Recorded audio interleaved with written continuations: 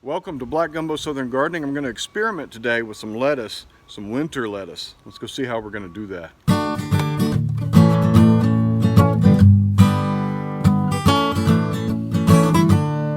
So I have these lettuce, butter crisp lettuce, and I'm going to plant this stuff in seed cells because now that my seed cells are free, I need to put something else in them so that if I have a gap in my garden later, I can put these lettuces in. And I can grow them in containers or I can grow them in cloth pots. I got a bunch of cloth pots. I might as well put them to use. I think that I can grow lettuce throughout the winter. Sometimes we have pretty mild winters, but sometimes come about January or February, man, we get a freeze or two and it gets really cold, but I think we can grow through that or at least up to that point. I'm gonna try it at least. I always look around in the middle of winter and I see weeds growing. I see my tomato plants, sometimes occasionally they make it. I see my pepper plants putting on peppers in the middle of January. I think, man, why didn't I put other stuff in the garden? This year I'm going to do that. So this is my exceedingly cheap garden table, my planting table, my potting table, whatever you want to call it. This is my little work area over on the side of my house. This side of the house didn't get much sunlight. This is the north side. So 4 cinder blocks and a pallet and you got yourself an instant work table. So here's where I do a lot of my potting up, a lot of my outdoor work. And it stays dirty and all kinds of junk around here, but man, that's what a garden's about, isn't it? Just having a nice workspace that's got all your junk in it. This place makes me happy.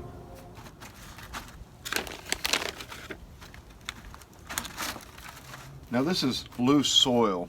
It's a seed starting mix. Basically it's just peat moss with some vermiculite or perlite. I think this is perlite. And I like to put it in and pack it down a little bit and make sure that these cells are going to stay together when I pop them back out. It's already light and fluffy stuff, so packing it down a little bit is not really going to, restrict your root growth or anything like that, but it will help you to take them out and pop them out as a little cell and make a little plug that you can just stick in the ground. Kind of push it down, kind of like we did in my seed starting video. Then I would water from the top for the first time, just kind of moisten those in, and then I would water from the bottom in subsequent waterings. Just pull one of these out and put your water right into there. I'm going to take a small stick of bamboo, just make a little depression in each of these little cells, about 1/4 of an inch. You don't even need much of a hole. Just enough to pinch over the seed once you've got it in there.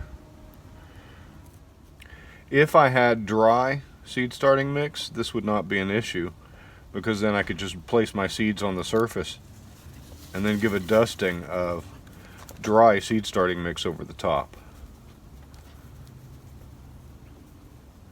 But my seed starting mix is wet, so it doesn't work for me. I'm going to grow some lettuce. This is Butter Crunch. This is a leafy lettuce, semi-heading lettuce. We're going to put that in there. Little tiny seeds. Let's see if I can get 1 or 2 seeds per hole. If I get 2 in a hole, I'll come back and thin it later if necessary. Sometimes you get more than that in a hole, like right there. Once your seeds are in the hole, it's just a matter of gently covering everything up, pinching these little divots together. You'll see some of them, if you got more than 2 or 3 in a cell here, some of them get covered more than others. Some of them sort of remain on the surface, and that's okay. Again, that's the reason we put so many in a cell, 2 or 3. I prefer 2, but you can never really realistically get just 2 in a cell, and so we always end up having to come back and thin. And you'll notice as you do this, your discipline wanes as you get closer to the end, and as trying to dole out seeds becomes pretty tedious. And you just start dumping seeds in the cell and saying, oh, I'll thin later. But it's true, it's easier to thin.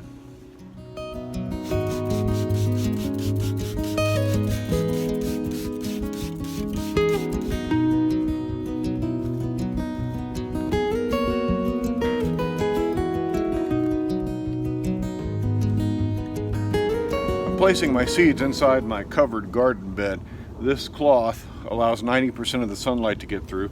They should germinate just fine in here, and I don't have to harden them off. If they sprout, if they grow, and they do well, then we'll have some good lettuce sprouts that are ready to plug in anywhere in the garden where I have a spot for them. So they'll live under here. I'll be planting my cabbages in here as well in the next day or two, and those cabbages will be small enough where I can leave these guys in here with them, and once the cabbages start getting big enough, these sprouts will be ready to transplant. So it's making multiple use of my space and seeing if I can grow some winter lettuce. I don't know if I can, but I think I can.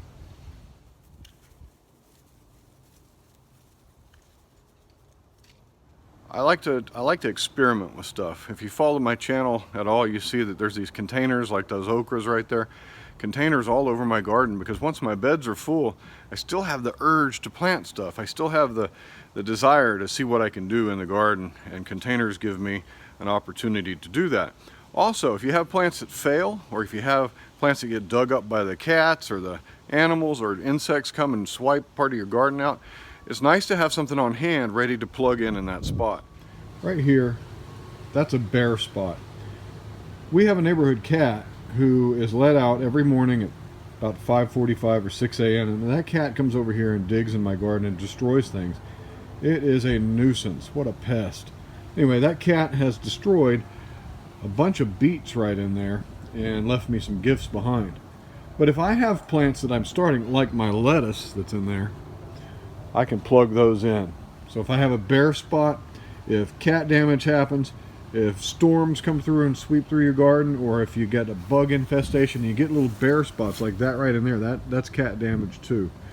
You can come in, if you've got some plants ready, sitting on the bench, so to speak, you can just plug those plants in your garden. And that's actually a good practice. It's healthy for your garden, and you'll never be without something growing.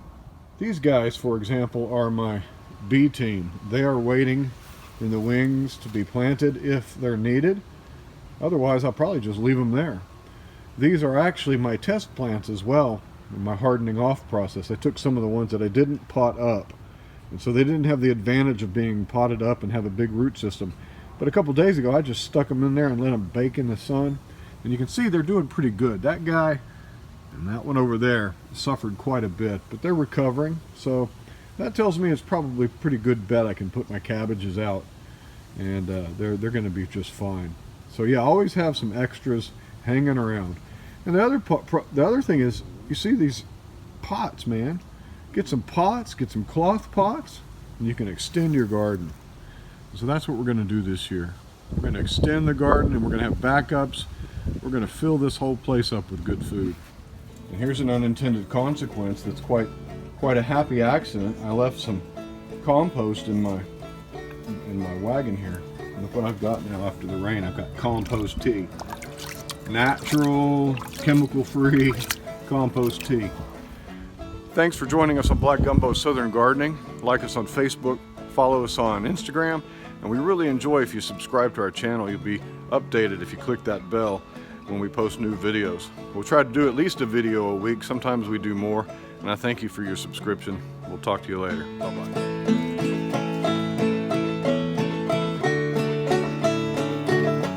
Bye-bye.